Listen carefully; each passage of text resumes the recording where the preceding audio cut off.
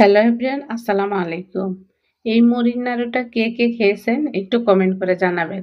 আমি ছোটবেলায় খেয়েছি তাই ভাবলাম আপনাদের সাথে একটু শেয়ার করি। প্রথমে আমি নারকেল ভেঙে তারপরে কুড়িয়ে নেব। আর এদিকে আমি ব্লেন্ডারে মুড়ির গুঁড়া করে নিয়েছি।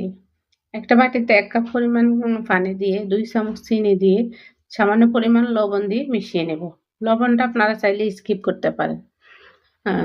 এখন দিয়ে দেব মরিচ গুঁড়া। অল্প অল্প করে মিশাতে হবে।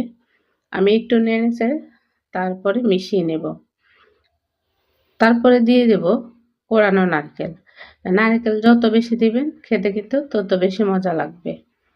আমি হাতটা ধুয়ে নিয়েছি। এখন হাত দিয়ে একটু আলতোভাবে মিশিয়ে নেব। আপনি আপনার ইচ্ছা মতো ছোট বড় সাইজ করে বানিয়ে নিতে পারেন। এই যে দেখলেন আমি ৫ টা বানিয়ে নিয়েছি। সকালের নাস্তা বা বিকালের নাস্তা আপনি খেতে পারেন।